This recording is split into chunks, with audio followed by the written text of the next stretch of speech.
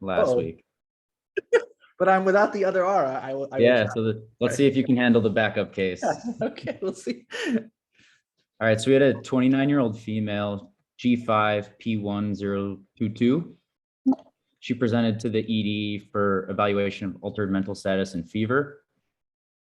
Per her grandmother, she'd not been acting right since that morning, explaining that she was very tired, not answering questions or talking, and sleeping more than usual. Her grandmother denied any recent illnesses, fevers, nausea, vomiting, or chills. All right. We think about the whole point of Thursday 30-minute VMR is to think about this in real time. And when you're at this juncture, you're thinking real fast. So I'll share with you what I'd be thinking. The probability of an intra-brain problem is a function of age. The probability of altered mental status being explained by an intra-brain problem is a function of age. The MIST mnemonic, M-I-S-T, is mostly things outside the brain. Metabolic, extracranial infections, and toxins are all outside the brain. However, mild hyponatremia, a urinary tract infection, and a subtle toxin are not going to cause encephalopathy in a brain that is presumably healthy, presumably linked to age. So we have to follow this path, this patient who was altered using the MIST mnemonic, but tweak it in two different ways. One, prioritize an intrabrain process, but that comes with the assumption that this 29-year-old female is otherwise has a healthy brain. She may not have a healthy brain, and the same approach applies to the patient who is older. Same approach. So, altered mental status in an older adult, extra brain is more common than intrabrain. 29-year-old, intrabrain is more common than extra brain, with a caveat that her brain is actually that of expected to be of a 29-year-old. So let's not anchor in the expectation that her brain is healthy, but let's proceed quickly to the probability of an intrabrain problem. What is the most common extra brain problem in a young person? It's toxins. So here I'm prioritizing an intrabrain problem, but keeping my hand open to any toxin exposures, be it illicit substances or the effects of multiple prescribed medications like serotonin syndrome. The key step now that will sway the calculus tremendously is if we see any evidence of focality. If focality is present, that reinforces the hypothesis that there is something in the brain. So let me lay out the picture in internal medicine and tell you why it's different. Altered mental status in an older adult, extra brain, apply MIST. Younger adult, probably intrabrain because the brain is healthy, but the brain may not be healthy. Okay. What do you have to prioritize in a younger person that's outside the brain? It's the T, make it capital. All right, Kevin, I'll give you more. I'll give you the mic back to get some more data. I'll give you some past history. She had a past history of FREF, secondary to myocarditis, with a recovered ejection fraction back to 55 to 60%. She was recently diagnosed with hypothyroidism with a TSH of 5.4 and free T4 less than 0.4. She was started on Levo 75 mics daily. Her vitals in the ED, her temp was 102.8. Her blood pressure 101/72, heart rate of 88, respiratory rate 30. She was 97% on room air. And then briefly her exam, she was lethargic appearing, a normal cardiac respiratory abdominal exam, no neck stiffness or tenderness. Her neurological exam was unremarkable, cranial nerves intact, no slurred speech, no motor or sensory deficits, and strength was 5 out of 5 in all 4. Kevin, this is super interesting, and it's amazing what happened when you presented the medical history. We're like, whoa, this is not a 25-year-old other healthy person. A patient with heart failure, a patient with a history of myocarditis and hypothyroidism. That's a lot of background to play with. Rapid fire associations. It's incredible how little overlap there is with the heart and brain.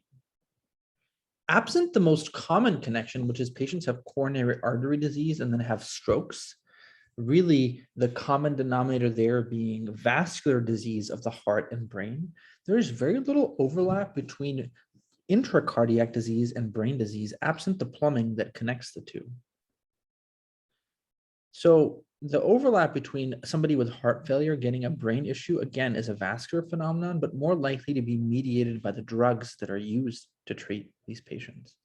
And when you connect HFrEF and encephalopathy, the most common connection to come up with is the possibility of digoxin toxicity, which you'll have to play around with and look at the med list. Hypothyroidism can certainly cause an encephalopathy, but it's more likely a febrile encephalopathy to result from too much thyroid hormone. So iatrogenic hyperthyroidism is something to track. But the truth is, in real life, you wouldn't be thinking about this at all. You'd be saying, this is a patient with a fever, therefore presumed infectious inflammation until proven otherwise. And there are 7 things to think about when somebody comes in who on day 1 and is infected. The first is viruses that you cannot miss. Things like COVID, acute HIV, mumps, and so on and so forth. Measles, I meant, not mumps. Viruses, okay? But then more practically speaking, there's 6 bacterial infections that you have to think about in everybody. The first 3 are respiratory, skin and soft tissue like cellulitis, and a urinary tract infection. And the most common in a young, otherwise healthy-ish female is a urinary tract infection, specifically pylori. So those are the first 3.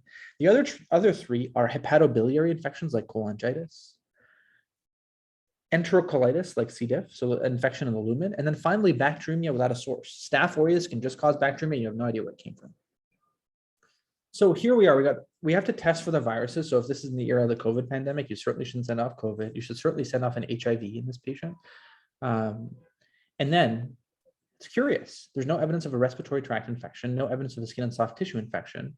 A urinary tract infection in an altered patient is best assessed with a urinalysis.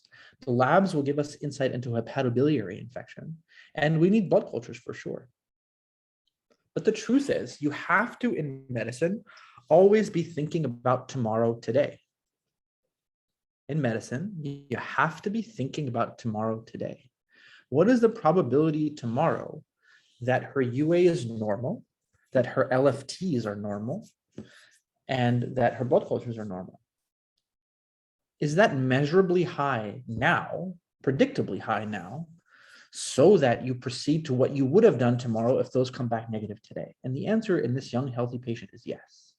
So what do you need to do from the get-go? You need to do something you probably wouldn't do in an older adult, is you probably need to think about getting a lumbar puncture. And unless there's a prominent clue on labs, such as that of a tick-borne infection with leukopenia, thrombocytopenia, liver enzyme elevations that provide a workable hypothesis, if you don't have a clear answer right now, as soon as Kevin presents the labs and the preliminary X-ray, if you don't have an answer or don't have a providing clue like, hey, this could be ehrlichiosis, you have to get an LP. So that's where I'm at. All right, give us more, please. So a point of care glucose was 90. Her pregnancy test was negative. A VBG showed a pH of 7.3. Bicar or CO2 was 28 and no elevated lactate. Her UA was normal. Chest X-ray showed a left retrocardiac consolidation. CT brain was negative. She was empirically started on vancomycin ceftriaxone. And then labs came back. Her CBC showed a hemoglobin of 5.7, and there was no evidence of bleeding and no recent history of bleeding that we knew of. Her white count was 3.8 and platelets were 56. Her CMP, sodium 131, K 5.9, bicarb 20, creatinine 1.04, alk phos 202, ALT 60, AST 158. She did have a lumbar puncture, which showed 20 white blood cells that was lymphocytic predominant, 0 RBCs, a glucose of 46, protein of 42.2, and the gram stain was negative. I think we could stop there for now.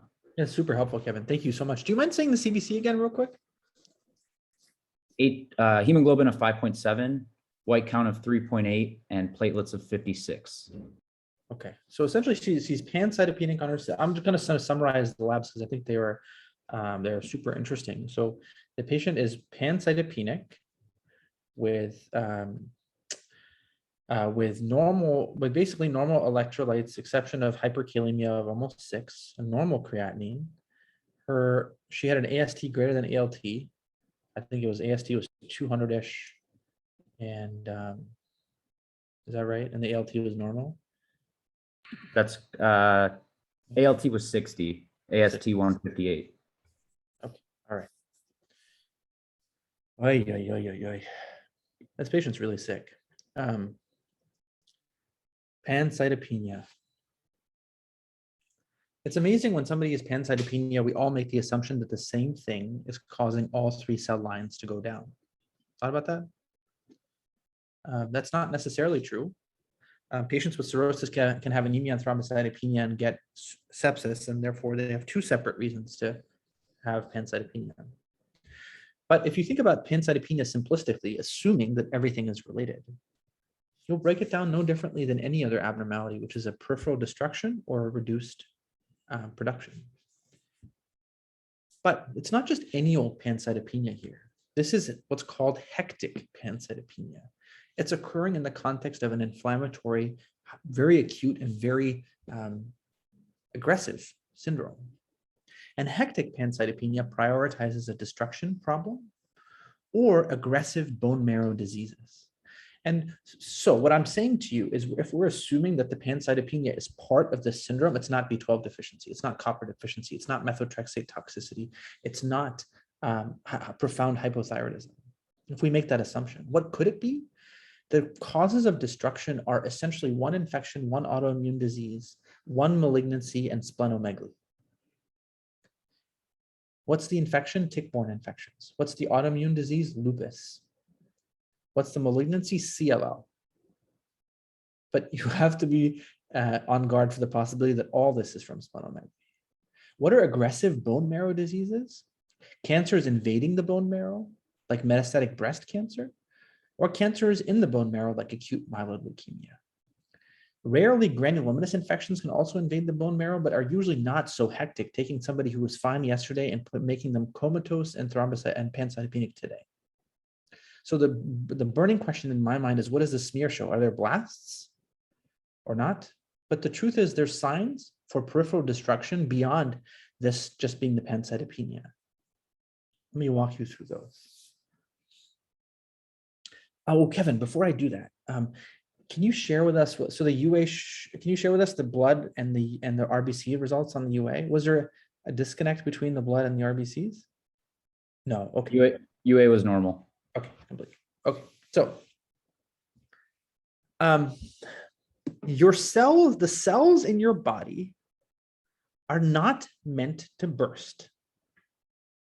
And when they do, they usually cause one of 2 problems. The cells in your body burst and they no longer do their job, so you can present with organ dysfunction as a result of those cells bursting. Or your organs have so much reserve that the consequence of them bursting is not loss of organ function, because there's a lot of them, but actually the toxicity that results from accumulation of those toxic products. The brain and the heart are too important. You lose a few cells, you get organ dysfunction, you don't get cellular toxicity. But there are some organs that have so much reserve that even if you lose a lot of them, you don't get organ dysfunction, you get cellular toxicity. Now, what are those? Muscle cells? There's so many muscle cells that you have so much rhabdo before you get weakness.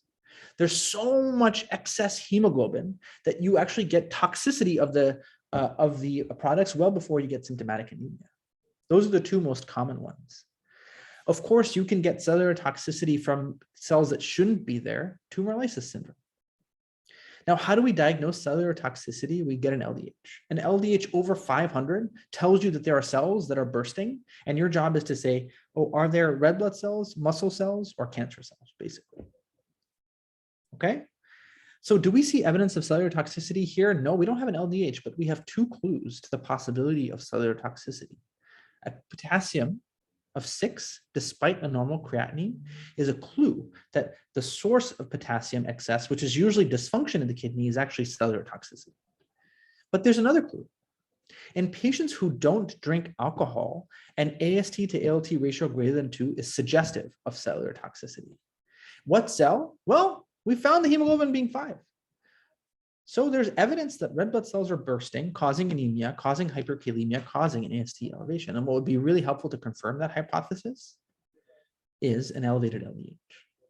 That's one thing. We also see this patient has meningitis. She has a lymphocytic pleocytosis in her CSF. Now, meningitis, when it's neutrophilic, has a much narrower differential diagnosis. It's pyogenic bacterial infections. Everything under the sun can cause a lymphocytic pleocytosis, many infections, many autoimmune diseases, many malignancies. So the question is, what is the differential diagnosis of destructive pancytopenia? It's a much narrower, and many things can explain the meningitis. Tick-borne infection, meningitis. Lupus, meningitis. CLL, meningitis. So my focus is to understand the pancytopenia, which will probably help us understand the meningitis. What's the deal with the other thing in red, the left cardiac consolidation? Chest x-rays can be a lot of noise. Then the patient is tachypnic, but doesn't have any focal signs. That doesn't have any overt pulmonary signs. So I'm putting that to a side, and I don't want it to mislead me, but I don't think that's a fruitful path to follow if you're thinking quickly. All right, Kevin, back to you.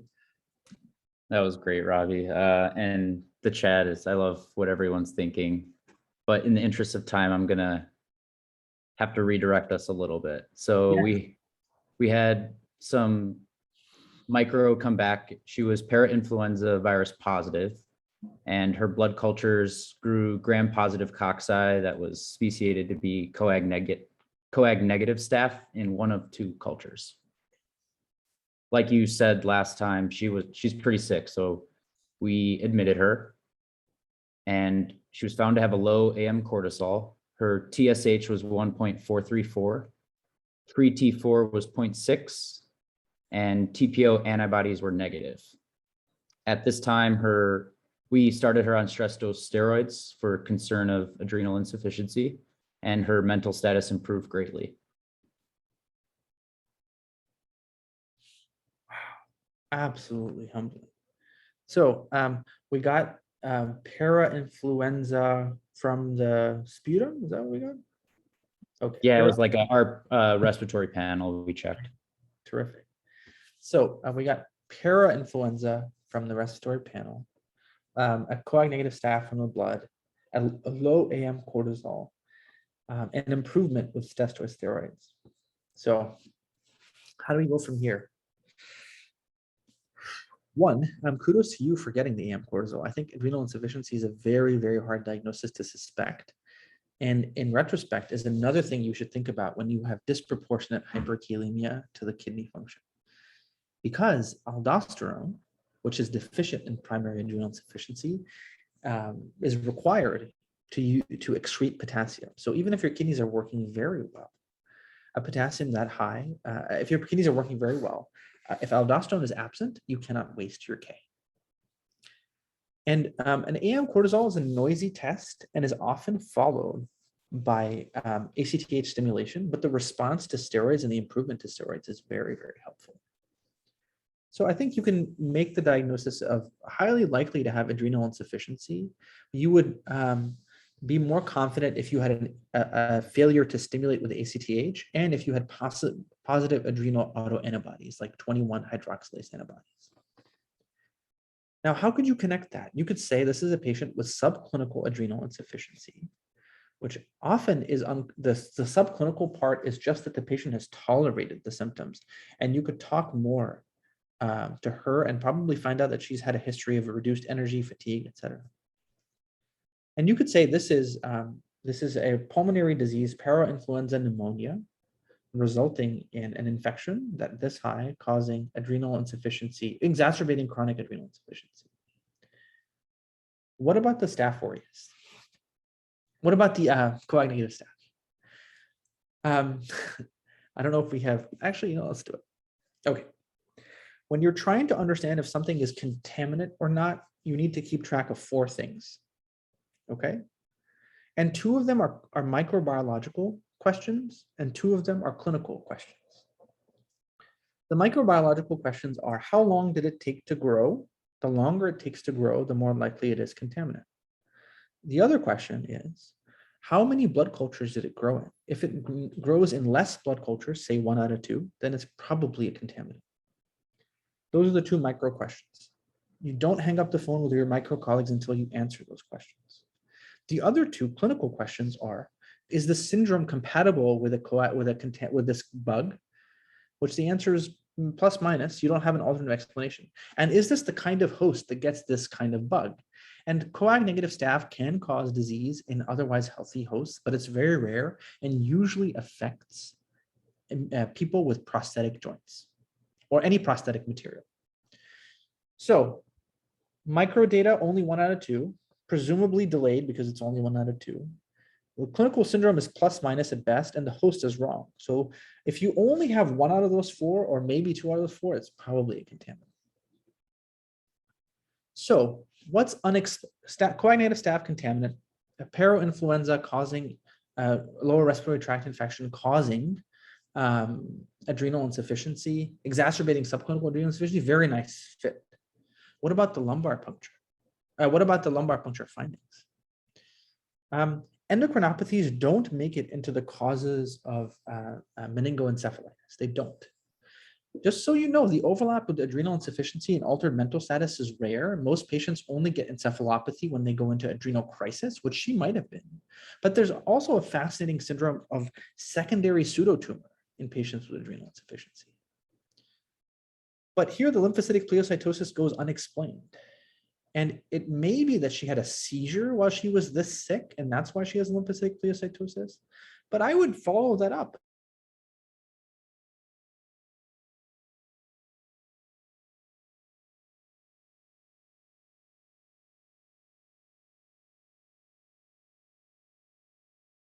Coccus, all those things are considerations. At the end of the day, you also want to think about one thing you might not think about, which does this patient have Neisseria? Anyone who has meningitis in the context of anything going on in the respiratory tract, you have to think about it. But this is a tricky one, Kevin, to write in a bow, and I'm curious how you all put it together and what happened to the patient. I have just a little bit more data before the final diagnosis. So we wanted to characterize her adrenal insufficiency a little bit more. So we checked in ACTH, it was less than 1.5. For LH was 2, FSH 6, estradiol was less than 10, and prolactin was less than 1. Her aldosterone was less than 1, and renin was 0.167. Her IGF-1 was negative 3.6 on a Z-score, and somatomedin was 43. Her infectious workup continued to come back as negative. We also checked an adrenal antibody workup that included 21 alpha hydroxylase antibody, and it was negative, as was the rest of the panel. And then the next aliquot, I'll reveal the final diagnosis. Y'all, this is bonkers. This is absolutely bonkers. Why? Well, you take that potassium, you assume it's primary adrenal insufficiency, but it's not. The ACTH here is low. So we are in a very rare space. We have now confirmed adrenal insufficiency, and we know for sure that it's central in origin because the ACTH is low. You would expect a super high ACTH in this context. So we go back to our possible explanation that this patient has some sort of cellular toxicity causing their potassium and an independent cause of central adrenal insufficiency. So what are the causes of central adrenal insufficiency? The most common cause is exogenous steroid use. Patients take steroids either intentionally or deliberately, but that leaves a signature on exam. It leaves a Cushingoid appearance, it leaves striae, it leaves evidence of previous adrenal toxicity replaced by adrenal insufficiency upon withdrawal of that medication. So this patient almost certainly has pituitary disease. We haven't done this in a while on VMR, but I actually want to show you something real quick. So hold tight. I think it's worth it. Unless my computer, if my computer doesn't cooperate in the next 10 seconds. I haven't shared the schema yet, and I'd love to just put it out there. Okay. We're there.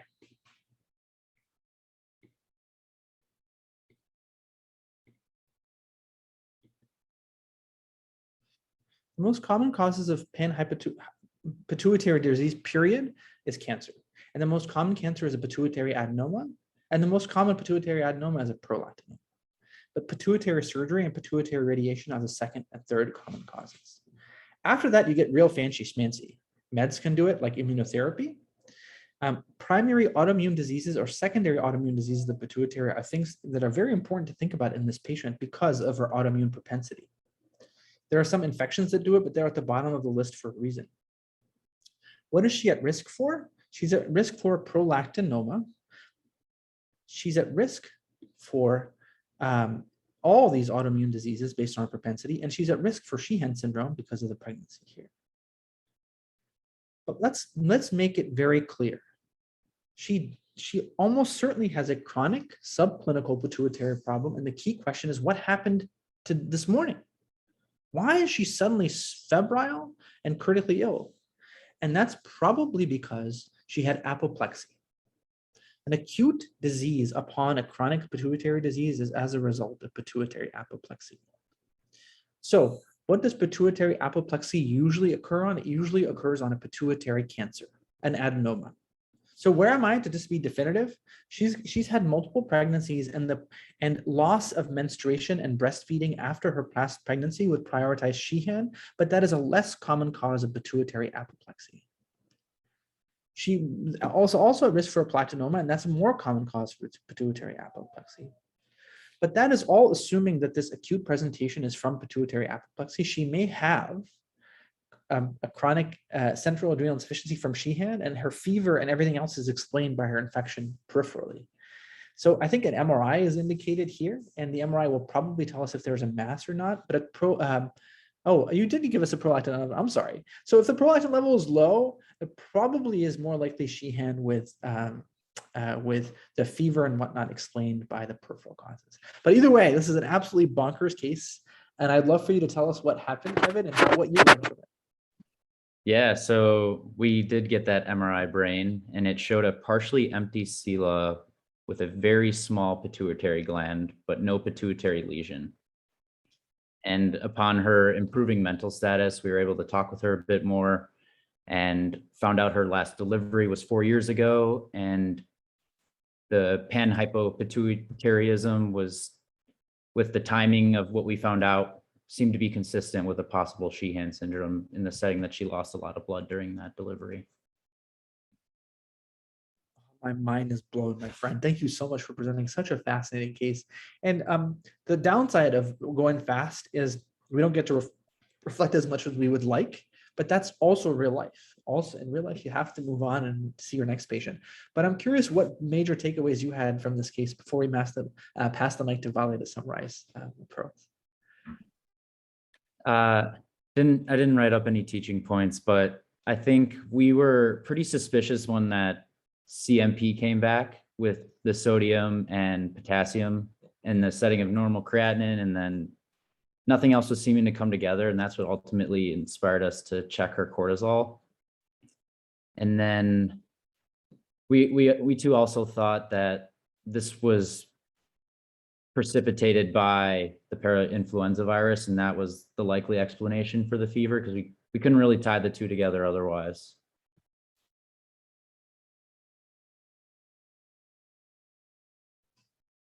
That's awesome, and I'm sure that you, with more and more thought, you could put together even more things that you picked up without even realizing. But I think those are such incredibly rich points that really deserve a lot of emphasis. Well, thank you so much, Kevin. It's always a treat to see you, and I'm glad you could make it on VMR and really keep us on the edge of our seats for this entire 30 minutes. Hi, I have a quick question if I can. This is Ramala. Sure, Lamra. Yes, go ahead. Hi, I was wondering, would you be able to explain, like with Sheehan briefly, how far out can someone present? Because I was actually pretty shocked, like they're thinking Sheehan. That's something I have seen, but usually, you're kind of thinking in the family medicine world, I mean, it's something that can happen either like acutely within a couple of days to maybe a couple months, but this was like years out. So I'm just wondering your thoughts on that. Well, I'll just share with you what I have, and we can, to be transparent with you, I do a lot of reflection after these VMRs, at least 30 minutes of it. And so I tagged this note that hopefully you can see about Sheehan syndrome. So I'm just going to go through it with you all and then pass the mic to Vale. Thank you for that great question. So as we reflected on it, it's a pituitary infarct as a result of peripartum hemorrhage. This is interesting. Why only peripartum? It's because the pituitary grows really big during pregnancy and is vulnerable to the ischemia. So it's that unique combination of pituitary hypertrophy resulting in relative ischemia. It usually is a pretty significant amount of bleeding. So what is the clinical presentation? A variable degree of panhypopituitarism, but the key question is when. And here's the key thing, Rama. Small fraction of patients get acute pituitary disease, but the majority present years to decades later. And if you can imagine, if she was lucky enough to escape any viral infections, she might have gone for a long time without developing it. So I'd say my understanding is, and I would probably review a couple of literature sources to make sure that my notes are accurate. But my understanding is this is very compatible with Sheehan's, which can creep up on people. And that's why it's associated with an empty cella. It was over time, the cella just vanishes. So it really is a subacute to chronic, almost on the time scale of a neurodegenerative disease of the pituitary. All righty, Vale, to you. Thank you so much, Rama, for your great question. I think that was a great pearl. That a pitfall I fell was I always associated Sheehan's as being an acute thing, not something developing over years. So great question. I think it is the oldest disease of the pituitary. Like all the other ones present much earlier, I think. But Sheehan's can really take its time. All right, Vale, take us home, please. Thank you so much for this case, Kevin. It was amazing. So Ravi started us with the approach to altered mental status, and we always think about the mismnemonic, but he made a pearl that with the age of this patient, we should rearrange the mismnemonic and prioritize intracranial processes, just because of the age, we could extrapolate that this could be a healthier patient. But then to think about intracranial processes, we should look for focalization and also consider extracranial causes such as toxins and metabolic etiologies that are more common in this age group. And then I wanted to share the approach to ectic pancytopenia, which is a new concept for me, which was the setting or onset of pancytopenia on an acute presentation like this case. And so we should prioritize destruction versus something affecting the production of the cell lines. So destruction etiologies include infections, tick-borne infections, autoimmune etiologies such as lupus, and malignancies such as CLL. And then we should also think about aggressive bone marrow disorders such as AML and granulomatous infections or other etiologies that could be more rare. So that was the two pearls that I wanted to share for today. Thank you so much for the case, Kevin. That's great. Thank you, Vale. It's superb. It's really, really hard to do teaching points on a 30-minute VMR, and you're seeing an expert doing it right now. Thank you, Vale.